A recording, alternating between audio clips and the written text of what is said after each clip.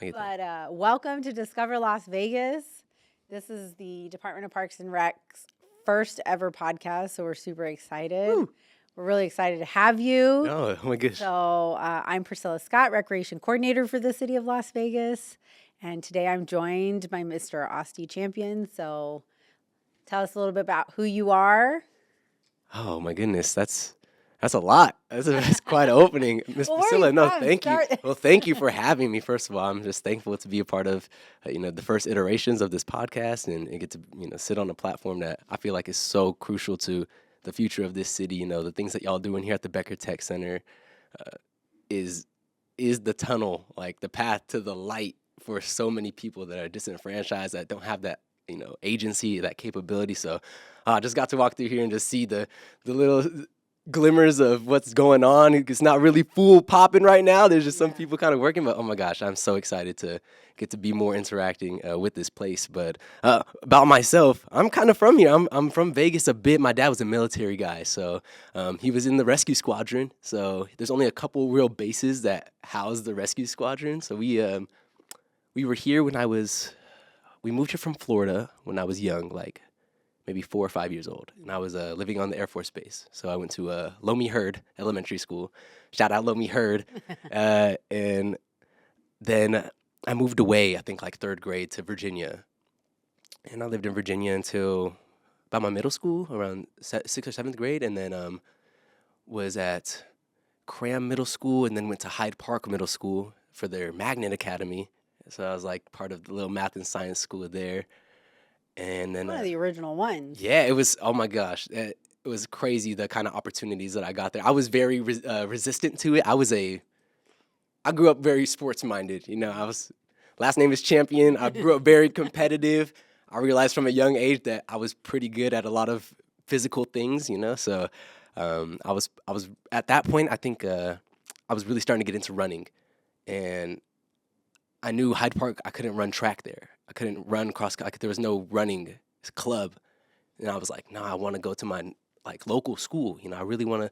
My parents like, no, you need to go and you're not getting tested enough in school, and I'm acting out because I'm not getting that vibe, right? So I would go to the bus stop at Legacy. They'd pick me up like 6 o'clock in the morning, super early, like 5:45, because I was the first stop and then the last to get dropped off in the north from going to north to Hyde Park. And then, oh, it was a lot. But the opportunities I had, I was resistant to it at first. I got to go to New York, and I was part of the National Middle School Honor Choir. And we learned from this composer. So you sing too? Yeah, no, I was, yes, I ended up singing. It was a lot, That's why you say, who are you? I'm like, oh, gosh. A little bit of a scratch in my head. I never knew that. I sang. I actually did national tours, and I sang some shows on this. I've gondolier at the Venetian for a couple years, and I have a whole lot of singing in me. But anyway, I went to Hyde Park, and then I went to Legacy High School, ran track and cross country, and started getting into the theater. My now wife, my girlfriend, and then she was like 2 years older than me. But I knew instantly when I met this young lady, okay, no, you're my lady. I'm gonna figure out how to make you love me and keep that going for a long time. So that's beautiful. Yeah, I've been lucky. She like I said, she's 2 years older than me, so she left high school kind of like right after we started dating, and then we kind of stayed together while she was at UNLV studying theater, and she had gotten me into the theater by convincing me to. I was like, I'm not hanging out with those guys. I'm the coolest. People know me. You know what I'm saying? I'm not trying to be over there in the theater, but I got a lead in a musical my sophomore year. I think it was You're a Good Man, Charlie Brown. Okay. And I'm Charlie Brown. And I'm like, oh my gosh, I do not want to do this at all. I'm not trying to sing.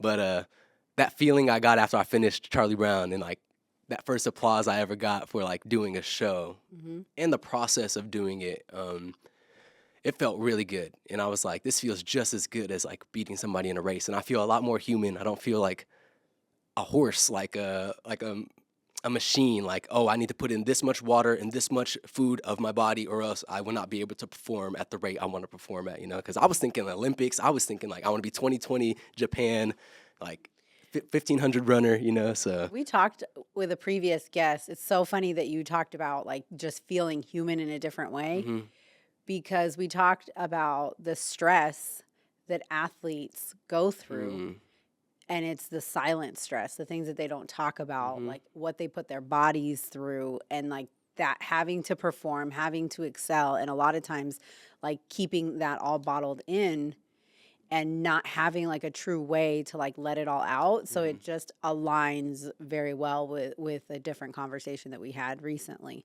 So you feeling alive on a stage. Yeah. Actually tapping into like my Austin, tapping into like what makes me feel happy so I can think about that so I have a smile in my mind when I'm saying something happy, even if I don't feel happy, but my character could be happy right then, or like thinking about some of the sad things that made me sad, and like starting to actually like undo some of those things that like, life, like, it's not easy growing up in the time where everybody's struggling. Like, so ever since I've been born, in a way, it's like tragedy after tragedy after tragedy, right? Because I'm a 96 baby, so Okay. 2000s, the world's ending, right? Yep. Y2K. And then 2001, Yep. 9/11. Yep. Then everybody kind of gets normal. The world shifts in a whole nother way. Nobody really feels like things are, they're getting checked up on ways that they weren't getting checked up on before, and all for the safety, which is amazing, you know what I'm saying? Like, but people also felt a lot more like, I don't even really know how to characterize that yet, but after that, the 2008 housing crisis.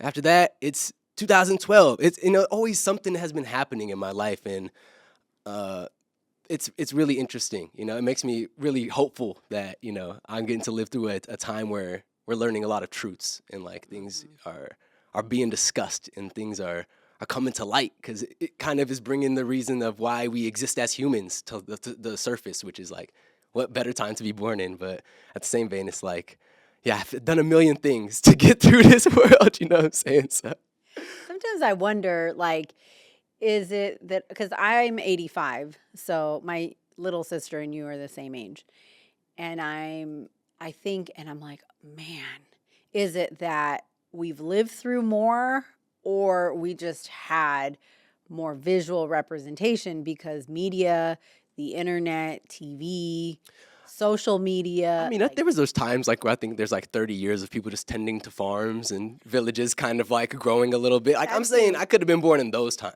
which is like awesome, because you would have seen more of the stars, and maybe had like more of that like peace of mind of just like, Yeah. I just take care of what I take care of, and I'm raising up my family in a world that I know and is familiar to me. But like, I get to live in this dynamic time where it's like, we're seeing things sprout up out of nowhere all the time. We talked right before this about the streamer economy and how it's just like this exponential thing that has grown, and people are be able to create brands and have more voice than some of these blue chip agencies that are blue chip companies that have been leading the charge for so long. Now people are listening to these kids in their room, and it's very interesting. Like, I would not rather live in any other time, though. That's all that to say. Okay, so how did you get from musical theater Yeah. and your good man Charlie Brown Yeah. to gaming, Oh streaming, my goodness. podcasting? Yeah. Yeah. So after You're a Good Man, Charlie Brown, I tried to do both. I tried to do theater. I ended up actually my senior year, I was like the president of the thespian, Society. yeah, of our school, right, our little troupe, and then I'm also running, and I was getting fast, and my coaches are upset that it's like you're not here at practice, and then you just get to show up to the race, and it messes up how we run our program, right? And the team. Understandably, right? And I'm a captain because I was the long distance captain. So it's like we can't not have the captain at practice, even if you're performing at the races. But I'm like, I'm in high school, like, and I'm also over there. So, and I was basically made to, like, you need to choose. And it kind of rubbed me the wrong way that they put me in that position because, like I said, I was still in high school and I'm still trying to figure myself out. And I wasn't being disrespectful. I'm not just coming in and being all lazy and, like I said, not performing. Like, I'm still leading the charge. I still have that presence in my mind. And it was kind of like, all right, I'm going to go do the theater, and I'm just going to stay over there. I actually ended up getting sick my senior year, and I end up kind of dropping out of everything. I don't even do, like, the spring musical. I don't do anything. I'm just, like, getting better, just like I wanted to go to NYU to study, And I ended up not really like following through with that because I'm like, let me just stay home and make sure I'm right. Keep my mom. My mom was near me, and I was like, let me just do what I can. I had this mentor. His name is William McCoy. Shout out William McCoy. He is no longer with us. Passed away in 2021 from COVID. But man, that is my angel. That was my path, right? He saw me like a little bit broken, a lot of like not sure of where my direction was, like my senior year, and he got me to get an audition at UNLV for the voice program in front of like his buddy who is Alphonse Anderson, who's still the professor of music there at the School of Music. So shout out Alphonse as well, good man. So I auditioned for him. I sang I don't know what I sang. I sang something. I was not really an opera type singer, but Mr. McCoy knew how to bring everybody kind of to that place. He brought out some of the most amazing voices that this city has ever seen from his long tenure in education out here. But yeah, he got me over there. I got actually me and my best friend ever. He and I got kind of the best scholarship that you can get as a freshman, right? Which isn't a lot because it was still a department of music at that time. I hadn't transitioned into the full School of Music, but we got to work with Alphonse. Like he was actually our voice teacher, whereas other people kind of get either grad students or other teachers in the voice department. We had Alphonse, which is like, if you're Dr. A's kid, like you're set for something, right? So he made sure we got kind of in the right positions, X, Y, and Z. But as I was kind of telling to you earlier, my now wife, then girlfriend, and we had been together for a long time. We had been on the same page as that. We wanted to be young parents as well. And when I was 19, turning 20, I had my son. And that was 2016. So I had my son. I'm going to school. I'm working full-time, 2 jobs, and I'm trying to be a dad to a newborn and a husband. Or at that time, I think we were still just together. Like, we'd always been, everybody knows, if, like, you know me and Selena, like, we're synonymous, right? Mm-hmm. And it was too much. It was a lot. So I ended up stepping away from school, like, because to maintain my scholarship, I had to do 2 ensembles and be in the productions, as well as do my credit load. So it was just, I can't. You have to raise a family. Man. Support a family. Too much. I was burning the candle from 3 ends if it had it, So I end up just kind of buckling down on the gig life. I start doing I get the job around that time as the gondolier at the Venetian.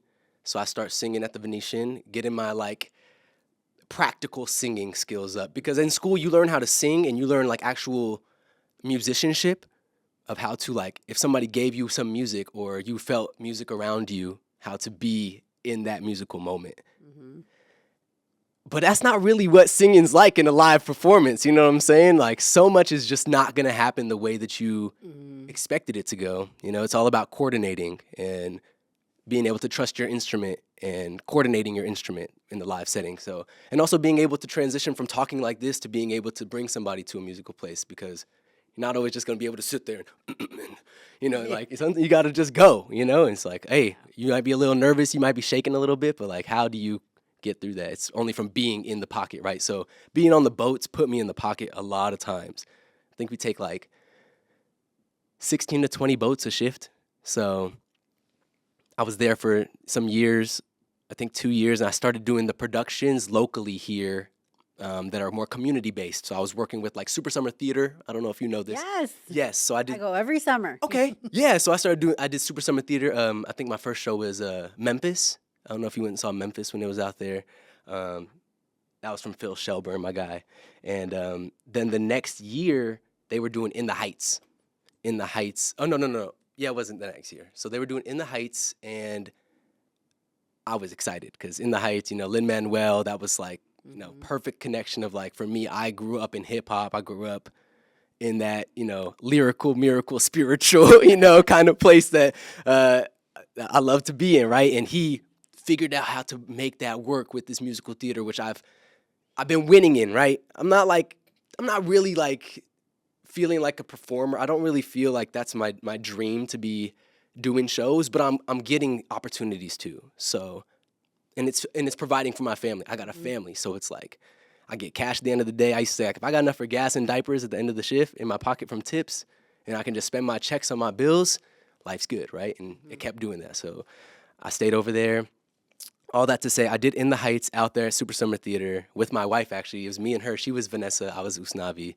And that was my friend Keith. So shout out First Step Productions. I have a lot of shout outs out here. I just love this valley, so I got to give. That is awesome. I got to give so love. we actually take the city of Las Vegas, some of our programs actually field trip groups up to Super Summer Theater. Yes. And that's how I even learned that it was there. Like I grew up here since I was 6 and never knew it was there until gorgeous. I worked in our senior division. We started taking trips up there and I'm like, oh my gosh, it's gorgeous. The weather is better. So nice. Like it's the perfect escape. Like it's one of those things that make you love being here. Like the And fact you that don't we even have realize that. it's there. Yeah, you know, we live in a theme park. I say it all the time. It's like we got our own little Disney. You just take a little bit of trip here, X, Y, and Z, and you're in any kind of flavor that you want. So it's dope. What was the most memorable experience you had while working Super Summer Theater? Oh yeah, it definitely is that In the Heights show. It was the pinnacle. Like I loved that the show of Memphis I got to do, just because it forced me to be accountable. It forced me to be at another level that I didn't necessarily feel like I was at, but I was gonna rise to, especially in that show world, because a lot of times I was just getting the lead, and if you get the lead, you don't get to really do the dances as much, right? I don't know if you've seen a lot of shows or anything, but a lot of times the leads will kind of be incorporated into the scene to be enjoying the dancers, right? Because they sing a lot, they don't dance a lot. So this was a time now I'm ensemble filling in for somebody last minute, and I had to like figure out how to like jump into a real dancer role. They're doing barrel turns, they're doing PK, XYZ, and I was like, oh my goodness, I've never heard any of these terms, but I'm gonna make this happen today. So I could hit my Dougie. Does that count? You know, so, all that set me up for what was to come. So I was doing In the Heights, finished In the Heights, or as I'm finishing it, Feld Entertainment. I don't know if you know Feld Entertainment. They do like Marvel Universe Live, Disney on Ice, Monster Jam, all those big family entertainment and arena experiences, right? They were buying Sesame Street Live, the rights. They had bought it from, maybe the contract with V-Star Corporation, who previously had it for like 20 years of its life. It was no longer Moved networks. Exactly, yeah. So it moved like hands. It moved to like HBO or. So Sesame Workshop also did have a change in kind of how they did their partnerships, but this is at kind of at a lower level. Somebody that brings their live shows to life, right? They had V-Star Entertainment or Corporation for 20 some odd years doing Sesame Street Live. A lot of people will know this show, right? Like, oh, when I was a kid, I was at Sesame Street Live. But no, this is in 2017. We took it, and Feld Entertainment and myself and a cast of immaculate entertainers, like character performers from like Disney World that have been like the premier example of like what a Mickey Mouse is, who Goofy is. You know what I'm saying? Like these were like creme de la creme and Austy Champ. I'm like, oh my goodness. Oh my goodness. Well, you had to have been doing something right. I think I was the perfect mix of like having that ability to flip into my real self and like who I feel is like a lyricist and who I feel like tapped into my hip hop side, and then also performing traditional musical theater, like of I can just sing a song straight. So maybe not, I'm not singing, but I have a really good way of just taking things the way that they were written and making them feel like a good song, So I've never wanted to be that singer that like changes things a lot or adds a lot of my own interpretations of the song, because if that was me, I'd want to be a songwriter and I'd want to have Grammy award-winning songs before I was trying to change other people's music, you know what I'm saying? Because they wrote it the way they wrote it because it was... They were feeling what they were feeling. Yeah, and until I've done what they've done or better, I don't want to change or think that I'm in a place of a position to change what's not mine, I just want to pay homage to what I felt was great from what I heard, So all that to say, I was able to build a character that they weren't really sure that they knew that they wanted yet either. I feel like it was very experimental. Like when we showed up, I come from the school of like, you have a libretto of a show, right, where it has the script and the word and the music all kind of interwoven into one book, where you can see your scene work and you can see the score as well. There's none of when I said that, it was kind of like I was speaking a foreign language, right? And then I just kind of got some reference tracks and some lyric sheets and was told like, all right, yeah, so this is what this, and I'm like, oh no, oh no, do we have like a vocal coach? And they're like, oh yeah, we have a music director. But it was very much like, oh, we're gonna have you go in the studio and record the tracks for the show, which I mean, they turned out great and it happened, I don't feel like, but it was just very It's like, different. it was different. It was very, like, I felt very stressed, very scared, very like out of my league. You know what I'm saying? I feel like anybody that would have felt out of the league as a talent there, because it was very much me being a part of creating this $1 billion show. This is a $1 billion entertainment company. We're out there in Palmetto, Florida. This is my way to like not be on a trajectory that I was on, right? Because I was working well and I was getting opportunities in Vegas, but I was spreading myself thin. I'm not sleeping well. I'm just waking up early, getting dropped off on the strip, working all day on the strip, and then be home at night and then try to make things happen. So this is my opportunity to like save up some money, set things aside, get an opportunity to like do something, right? So a lot of that was in my mind as I'm doing that show, and stressed, thinking like, what if I don't? What if one day I'm not bringing it the way they wanted to, like me to bring it, and I don't get this opportunity anymore? And then I kind of jumped off my express train that I was on in Vegas, really getting a lot of opportunities, people knowing me.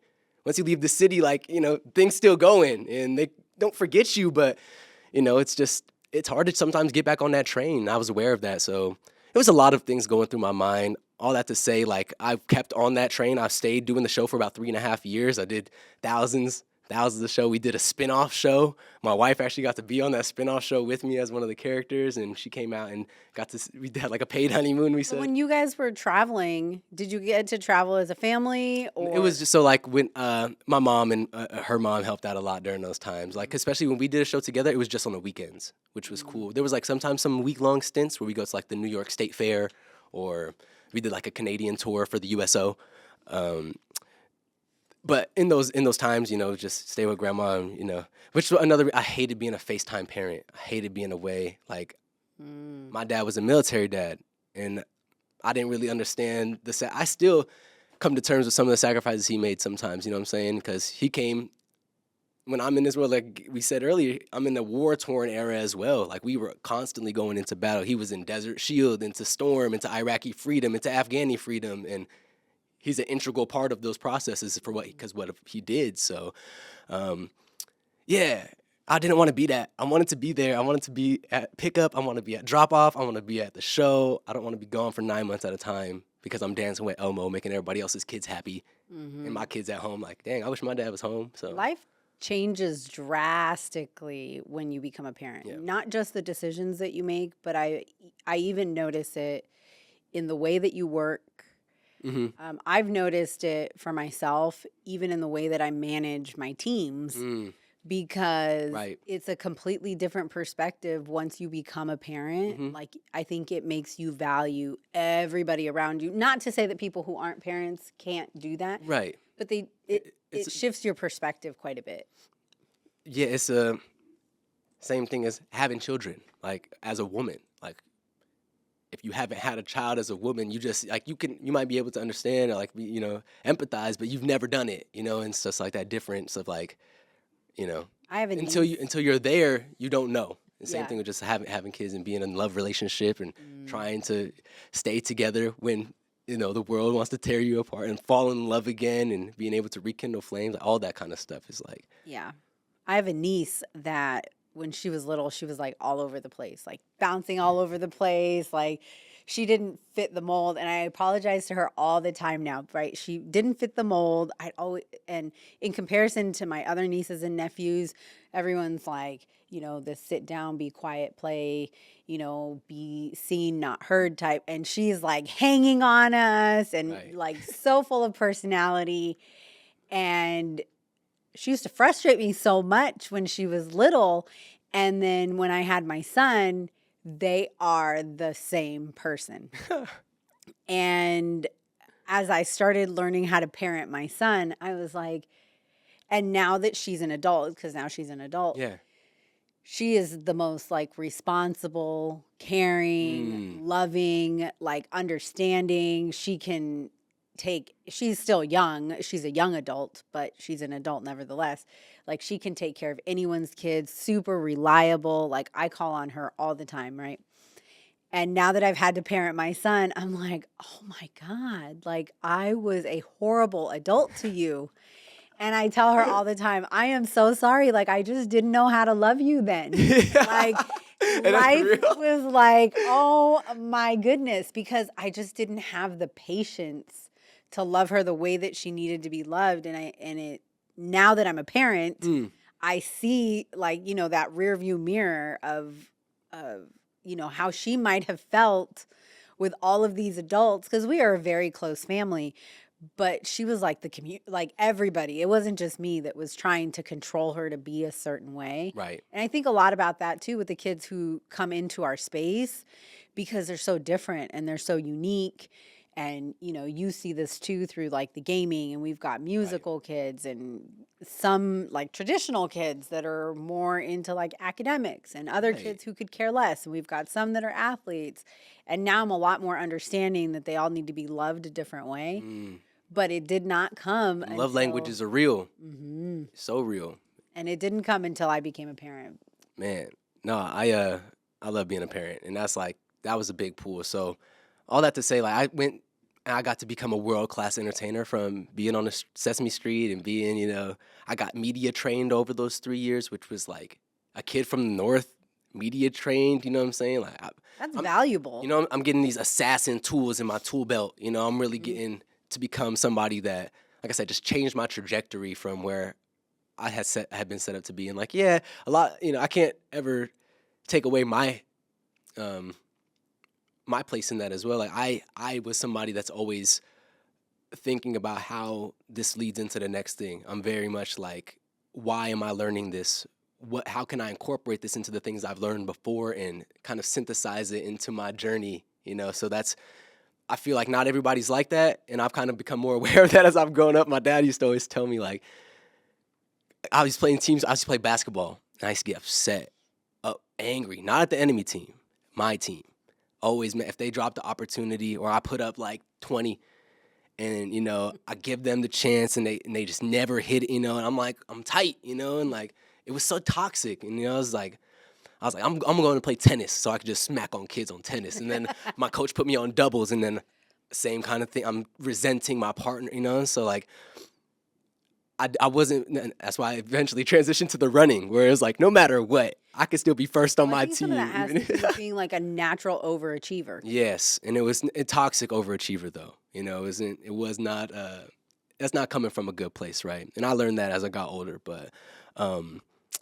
Yeah, it was interesting to find that about myself, though. It's like, and I think through the shows is where I got to see that, undo itself, where it's like, I'm looking at this team, I'm looking at these people as pieces of something much larger, everything's much larger picture, and you literally are looking at a picture when you're sitting in that audience watching it all get framed. So anything of sport or competition is an art, is an entertainment, is a bigger picture, it's just feels like when you're in it as a competitor for a sports competition, you're really defined by your place, and then on top of that, got champion on everything in my stats, champion, and it's like, I gotta win. If I don't win, who am I, So how'd you go from Disney or from Sesame Street?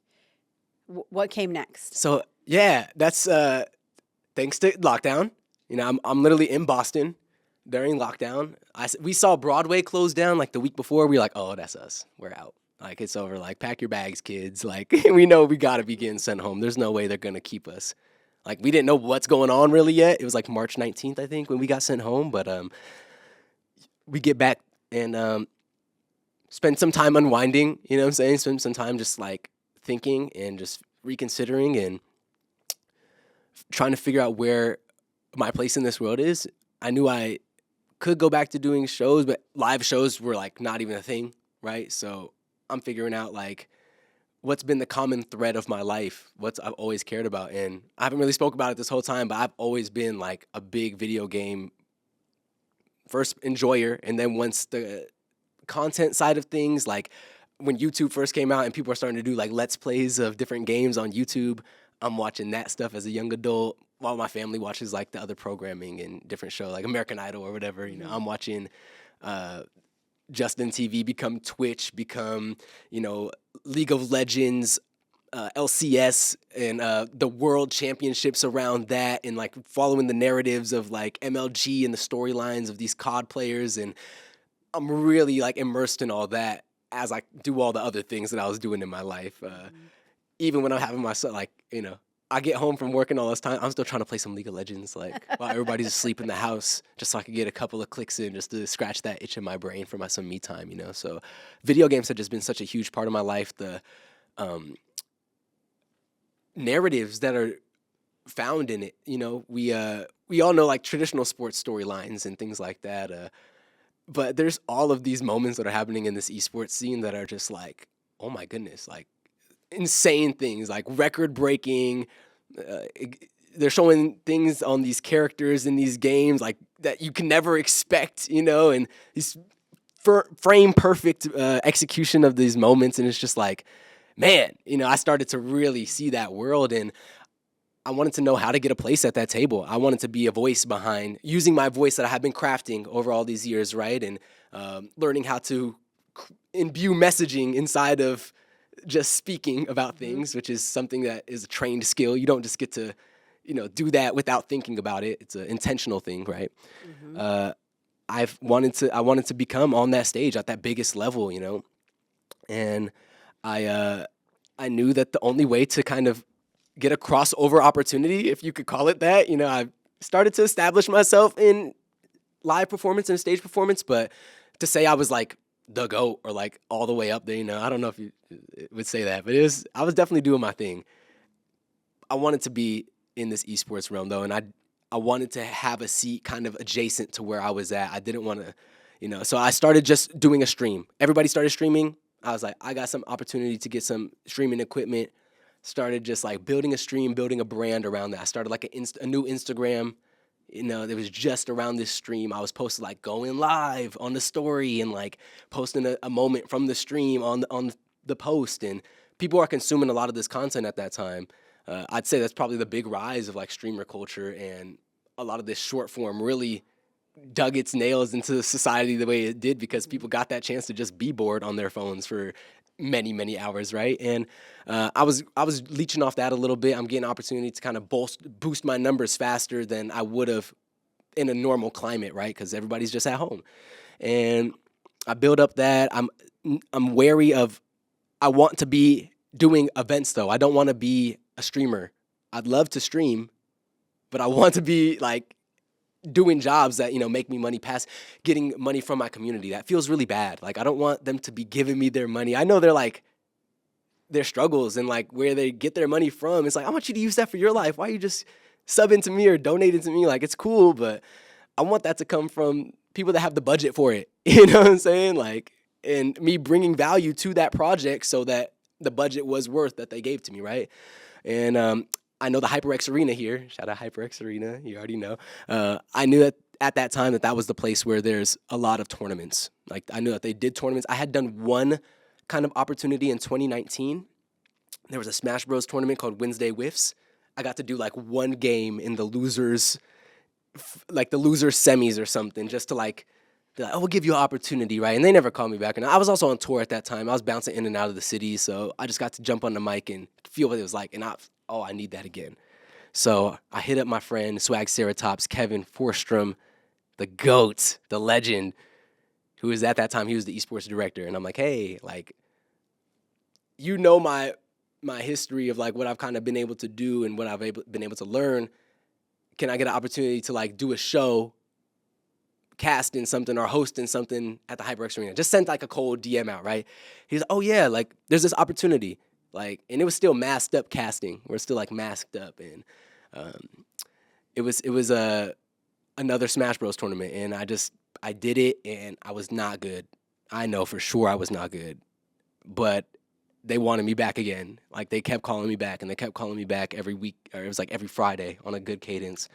And then they had some other opportunities with some new company that were trying to like build up their streaming service, and they had thrown this big money tournament at me to host and to, there's a lot of copy, and there's a lot of like, if you were just not ready and you're in the traditional esports world, that would be a really difficult project to do because you don't usually have projects of that scope. You don't usually have like these big venture capitalist money, like real things that you have to say and have to hit correctly, or else people are like, yo, you missed that word, or you said this brand wrong. Like, get this guy out of here. You never work in this town again, So I was ready for that. I just kept being able to receive those and help them facilitate those.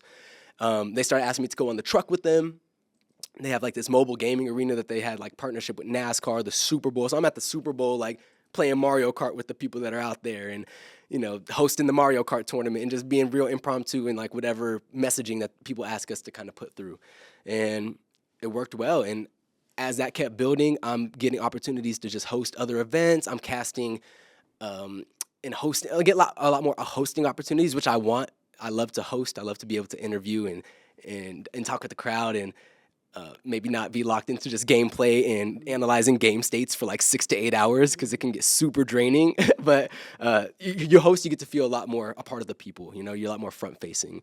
And I was getting some of the big conventions here, like on the esports side, like that people really respect. And from there, it just kept blossoming. I remember it was actually after that Super Bowl trip that we did with the truck, the company Allied Esports, who owns the HyperX Arena, they one of their chief staff came up to me and had said, "Hey, like, we love having you as a contractor, but we'd love to have like a closer relationship with you. Like, we're not too sure what that looks like yet, and we'd love to figure out what that looks like, but could we have you commit to us?" And from there, I think that was in about 8-9 months ago. Like, I met Probably you soon. around the time that I met you soon. connected. I love Las Vegas so much. That was one of the big things I learned when I was taking that time to decompress after coming home from tour life. I spent like time in 77 cities over those 3 years, and there's a lot of great cities. I love a lot of cities, but there's no city like this city, and there's no people like these people. There's no agency like you're able to provide for yourself here. Like, if you want to make money here, you can find a job.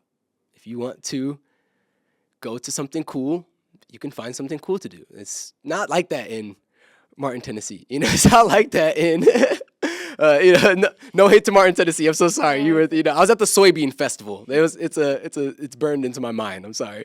It's funny because I was in college, and a friend of mine had moved out to Texas, and that was the first time I realized, oh my gosh, things close. Yeah.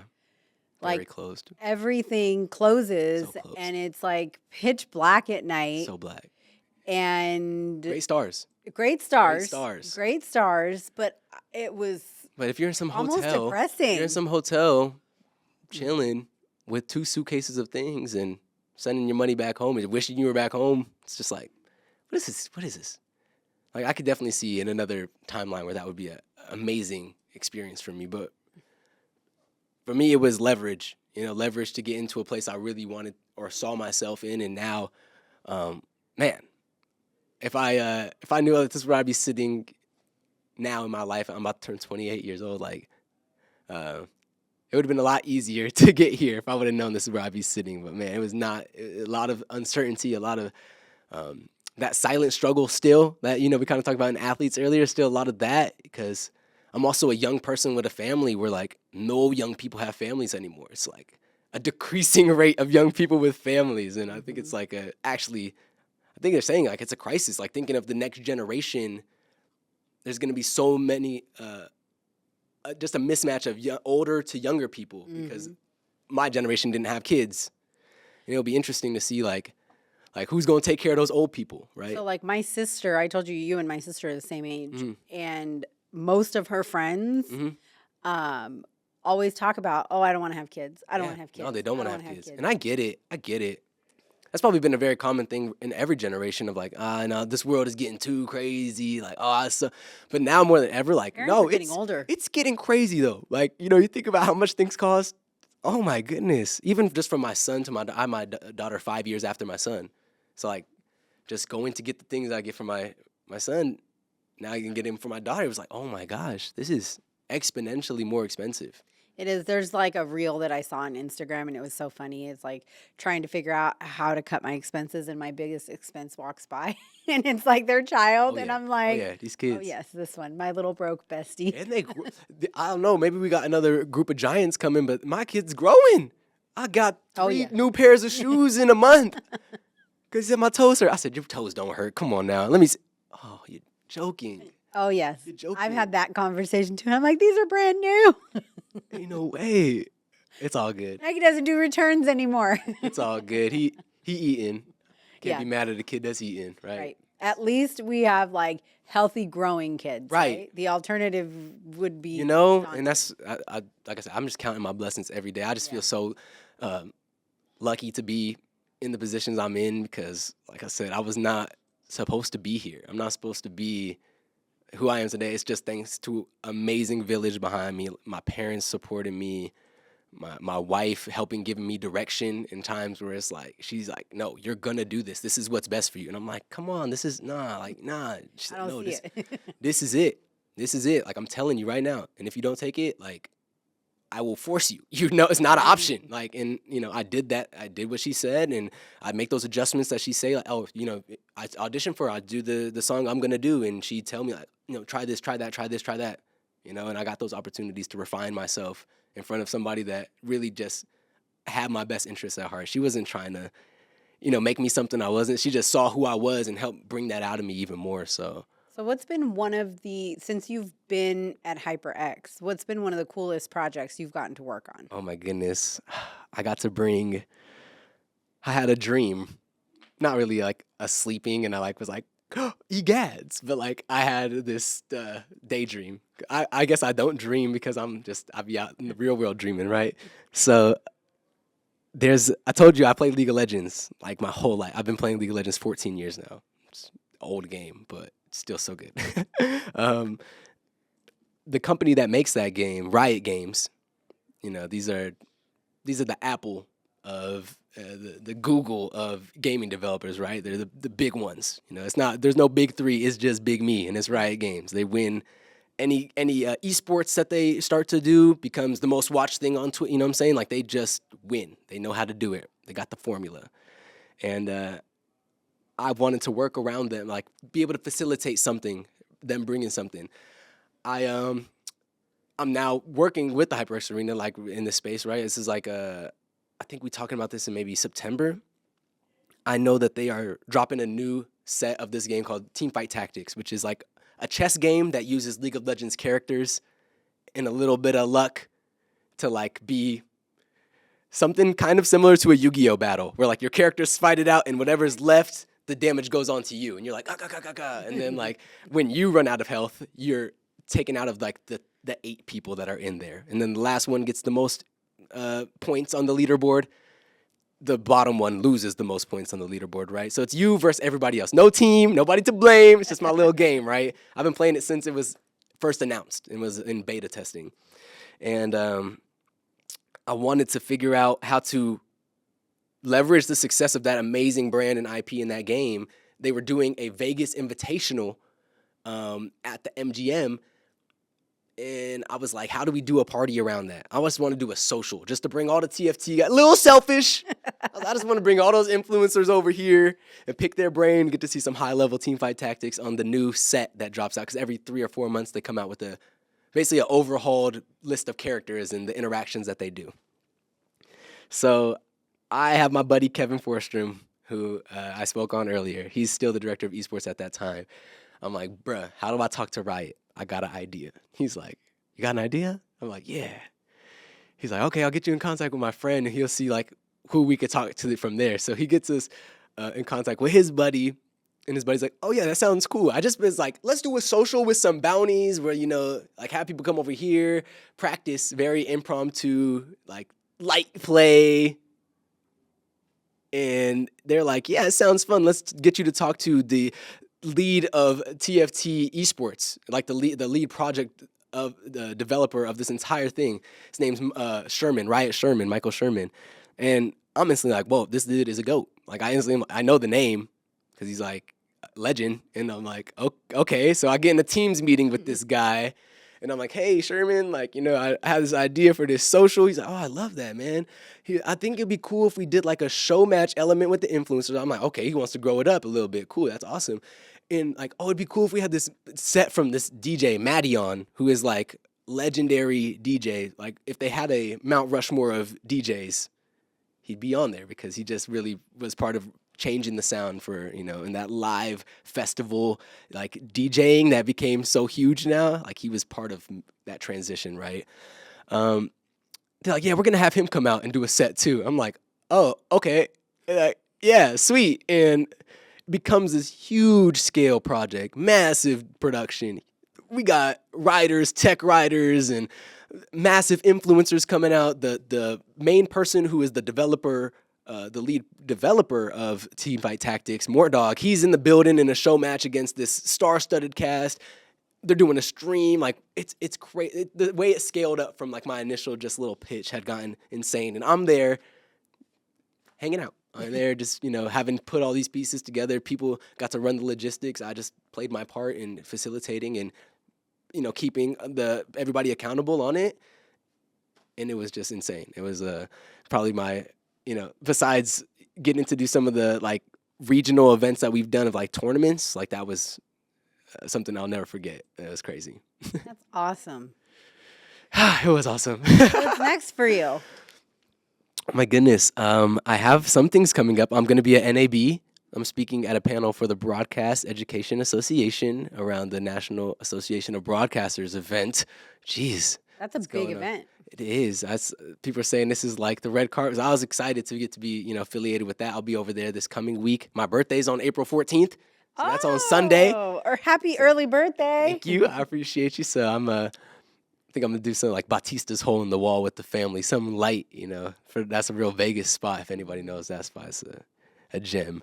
But after that, we have Level Up Expo coming into town, and I'll be hosting the PC Sage, where they're doing like a Valorant tournament, Minecraft Hunger Games tournament, all these big money tournaments on these PCs that we have the stage set up for. So get to just be over there doing my host thing and facilitating some cool content moments and whatnot. And I'm actually, I record my own podcast out of there. I kind of wanted to start a content piece for them that was long-standing, something that we could continue to evolve and show a long resume of like us being critical with ourselves and growing something on that kind of front. And so I've gotten to interview, I did 10 episodes so far. We wrapped the pilot season, if you will, with my friend Miss Atomic Mari, who owns Space Station Gaming. She's a legend out here and in the industry. And I'm bringing that back. So we're going to be, we just finished doing some tech stuff, doing a tech rebuild, integrating some other spots, like just doing some cool things on the set side and making some decks to be able to pitch this thing better to managements and to sponsors and whatnot, just to facilitate that we can do it. I don't even really care to generate, like the company doesn't care to generate money off of this content. They just want to show that we can. So I'll do that. That's awesome. That's where I'm at right now. Yeah, that is awesome. Okay, last question that I have for What's you. up? So we ask everybody this, right? So we have a huge mentorship program. Okay. We serve mainly so all of our facility, and I think nationally, it's a challenge to bring teens into the recreation space because they don't want safe, supervised after-school activities. They want to be free and be on their own and kind of do their own thing. But parents, so generally our larger demographic is generally the elementary kids. For us at Becker Tech, it's backwards. The middle school and the high school kids can't get enough of us because we've got esports, we've got music production, we got all the things that they love, right? And so what I'd like to ask you is if you're looking at 13, 14, 15-year-old Austy, what advice would you give him? I'd say take more time to be present when you're young. It's all leading up to something. Everything matters. Nothing's dead time. Nothing's for nothing. Everything's really compounding on itself. You know, that 1% better every day is real, and that 0.1% worse every day is also real. So I'd say stacking up those good habits while you're young, stacking up those proactive habits when you're young, make it that when you're sitting in your 20s, is a lot different than people that went the opposite direction and didn't proactively think about what their place might look like in this world and pick up things, even if they didn't know why they're picking things up, just picking things up. You know, there's nothing's to waste here. Amazing. All right. Well, thank you so much. No, thank you. It's Joining been a us pleasure of a at the start Las conversation. Vegas. My gosh, I can't wait to see, where you head with some of these new projects and all of the things that HyperX and Allied Gaming have done to support the Becker programming. We're super grateful for.